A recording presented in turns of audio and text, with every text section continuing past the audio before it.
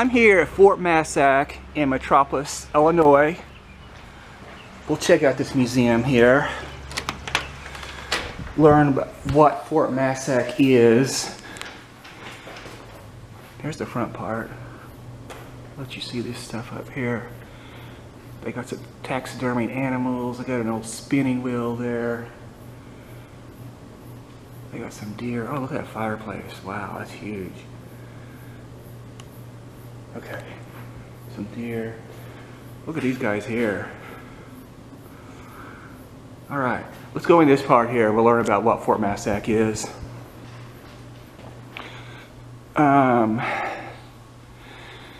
Let's see. In 1757, the French and English were at war on both sides of the Atlantic. To protect their interests, the French dispatched a military contingent from, oh boy, Kaskaskia to build a fort along the lower reach of the Ohio River. In this vast wilderness, they sought a place with food, water, and timber, and just as necessary, an overlook of the river, the main route of frontier travel. They found what they wanted right here, a location with a variety of resources, ready access to the river, and an unrivaled view. The French fort would be the first of many built here over the next century. But neither the French nor the British or Americans wrote much about what happened here. Most of what we know about the forts is the result of archaeological research, in particular the systematic evacuation in search of artifacts in large part. This exhibit is based on artifacts found here. So the fort was basically controlled by the French, and then later the English, and then the Americans. We'll go around here. Look at this. Here's Illinois before the Europeans. And here's some Native American artifacts right here. Cool. Why were the French here? The French came to the New World as explorers seeking wealth and a northwest passage to the Orient. Okay? The French. Here is their uniform. Cool. Some of their tools. Got some knife blades. Coat-tail weights.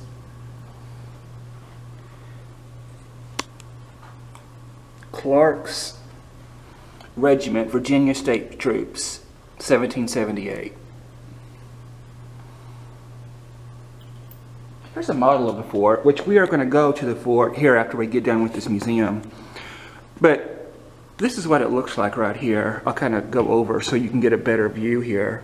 Now, I don't think we can go around it. I don't know if we'll be able to actually go in it. I know at one time it was kind of open to the public, but I don't think it is any longer. But we can kind of see it from the perimeter. Here are some artifacts from the fort here.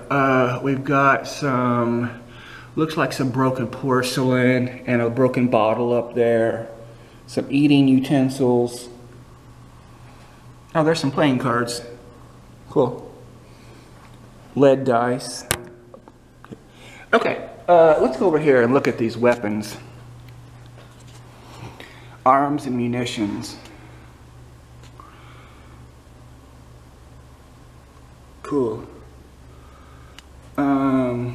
We got some swords up here and bayonets. There's some cannonballs here. Some priming horns, powder horns. Okay. American occupants. This is when the Americans controlled the fort. Here is some of the stuff that they had. Here's their uniform. And here are some items. We've got a iron axe head. Here's a flintlock pistol from the U.S. Army. Oh, old rusted bayonet. Okay. We'll go over here. What's this? Life inside the cabin. I guess this is a display about the frontier. Kind of what the inside of a cabin looked like. Kind of show you here. There's a table. Okay. Oh, this is a display about blacksmithing. And here's the blacksmith shop. You see the bellows there. And let's see if we can actually move this. Oh, cool. All right. Get this fire going. See, they actually moving. Awesome. Daily life, blacksmithing. Blacksmiths were extremely important to frontier life. They made by hand weapons, cooking utensils, horseshoes, cutlery, building hardware, and other items. Awesome. Here are some other things about trades. I see an axe. Looks like there's a plane, a wood plane. Chisels and other things. Files. Okay, cool. Let's go around here. Oh, here's an old checkerboard. Very good. Okay, we'll leave that alone. Oh, this is pretty cool. Looks like they've got this boat and they're going down the Ohio River. Kind of go back here. Cool.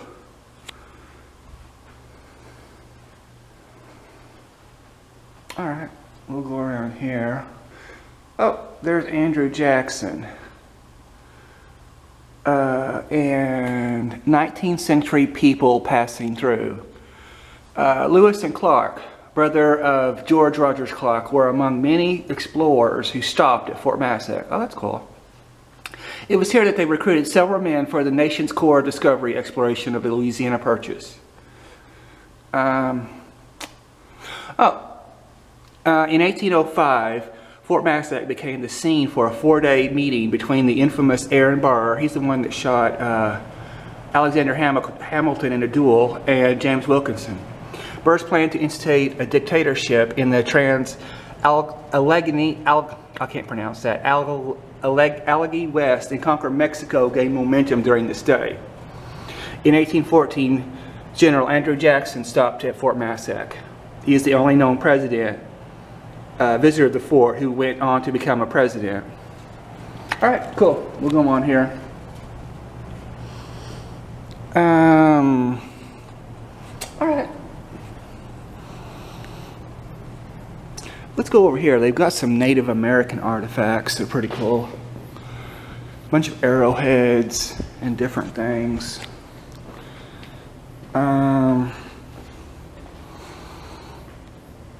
Okay. Here's some arrowheads, other types of tools. Got a really good collection. My dad was a farmer here in Southern Illinois, and he's got a really good collection. Well, not as many as this, but he's got a good collection of arrowheads that he found in his fields. They were, in many ways, like this. There's some more over here. You can see the different arrowheads. All right, here's some other tools. Kind of show you here. Native American artifacts and tools.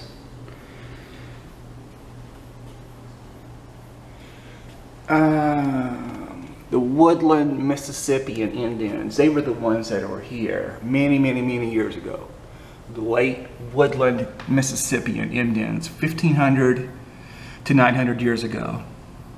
They also built mounds, which there's a lot of those Indian mounds kind of in this area. I went to one of them that was in Kentucky, but there's another one here in Southern Illinois. Oh, here's some hoes. Check these out. Now, my dad, he found something like one of these things here. He found one of these in his field that he's got in his arrowhead collection. And here's some other tools over here. Cool. Alright, we'll go over here. I think there's some more stuff over here. And I think we'll be done with this museum here, and we'll actually go to the fort. Kind of dark in here. Let's see. They've got some cannonballs down there. Oh, a honeycomb from a fallen tree east of the fort. Oh, cool. And there's Rocky Raccoon. There we go. Here's another model of the fort. Kind of, let's see if I can get above it here. Kind of dark, I don't know how well you can see. We'll get this painting there. Very good. Oh cool, we got some firearms here. Look at these things. Alright, let's see what we got in here. Oh, we got some turtle shells. There is a little hornet's nest, a baby hornet's nest. Oh, isn't that cute? It says the beginnings of a hornet's nest. We've got turtle shells. We got some skulls here, different sizes. A hummingbird nest. Look at that. I've never seen a hummingbird nest. Wow. Oh wow, they found a skeleton here. It says skeleton at park is probably 150 years old. Wow. There's some feathers. These are shells that they have cut buttons out of. They used to, well I guess they still do, make buttons out of shells. And you can kind of see how they, I don't know if they punch them out or exactly how they get them out. But you can see the shells there with holes in them from where they've made or gotten the buttons out. Okay, I have no idea what this is. Anyway, it's interesting nonetheless. Is it a time clock? I don't know. I'm not going to even try to guess. Okay, let's go over here and look at this barge, and I think we'll be done with this part. Alright, very cool.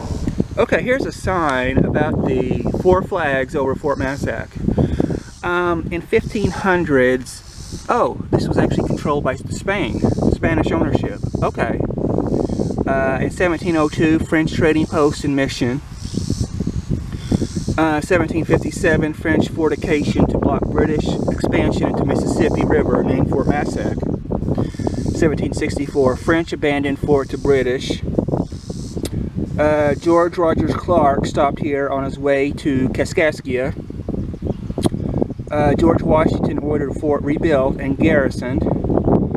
And site designated 1st Illinois State Park, and that was in 1908. So there were 4 flags. We got Spain, we got France, we've got the British, and we've got the Americans. And here is the actual fort. And I don't see a fence. I know there was a fence around a couple years ago, but I don't see it. So I guess we'll just go ahead and walk up there. I'll kind of pan over. You can see the Ohio River. This is right on the Ohio River. There's the Interstate 24 bridge. And we'll go over here, take a look at some of these buildings here. They did a good job with these. Every year they have an encampment here where they have people dressed up in their traditional costumes, and they will be doing like some of the trades and things of that time. There's also musicians, there's bagpipers, drum and fife corps. There is also, they reenact the battles like from the Revolutionary or the French and Indian War. It's pretty cool, really. I try to go when I can. It's really crowded, but it's actually really nice. Okay, let's look at these buildings. I don't know if we can go in or not. It looks like they're locked. Okay, so, well, anyway, we'll just go over and look. Is this one locked? Let's see. Yep, it's locked. Well, anyway, so we can't go in there, but we'll go down here.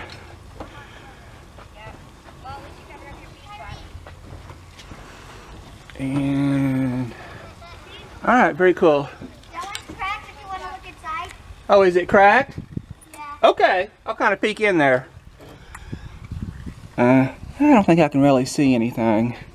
Too dark. I wonder if this window. No, it's bolted shut. That little building there is locked too. Kind of get an view of what it looks like. We'll look at these other things here. Kind of pan over. Boy, that sky is beautiful today. Look at that. It's hot today though. I'm kind of running low on my camera battery, so I've kind of switched over to my cell phone, my smartphone here. Kind of get an idea of the Ohio River, what it looks like. There is the Interstate 24 bridge right there. Let's see if I can kind of zoom in on that. Kind of get a better idea of what it looks like. I think that's as far as we're going to go. That's the I-24 bridge. Beyond that is the Brookport Bridge. We're in Metropolis. Now right over there, of course, is where Paducah, Kentucky is. The Ohio River kind of divides Illinois from Kentucky. We'll kind of zoom back here. There we go. We'll kind of pan over. We got a barge here and looks like a towboat. Beautiful day today. It's really hot though. Kind of go over a little bit more. Awesome. There we go. Okay, we'll go back one more time so you can kind of get an idea of what it looks like here.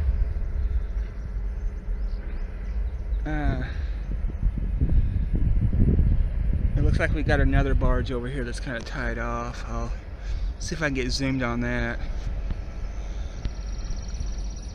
There we go. Alright, very good. Here is the statue of George Rogers Clark here, which he was the brother of the Lewis and Clark. Kind of go around so we can see what he looks like here. See if I can kind of zoom in a little bit. I don't know if it'll let me zoom. I'm kind of running low on battery. Yeah, it's not going to let me zoom. But there's George Rogers Clark, excuse me. I think he was the one that founded Paducah too, I believe. Here, let's go over here and look at this monument. In memory of George Rogers Clark and his faithful companions in arms, who by their enterprise, courage, devotion, won the Illinois country for the Commonwealth of Virginia. And so for the American Union, this monument has been erected in the name of a grateful people by the Illinois chapters of the Daughters of the American Revolution, 1907, and restored in 2008. Alright, we'll look at one more time here, get an idea of what he looks like. There we go. Let me go back a little bit. Alright. Here's a historical sign about Illinois in the American Revolution. George Rogers Clark arrived at Fort Massac on June 30th, 1778 with about 175 men, under orders from Virginia to capture the British outposts in Illinois. British failure to re-garrison the old French fort here enabled Clark to enter the Illinois country without opposition. The British at, oh boy, Kaskaskia expected an attack from the Mississippi River. By marching overland, Clark surprised them. He arrived at Kaskaskia on the night of July 4th through 5th and quickly secured the fort without resistance. Oh, awesome.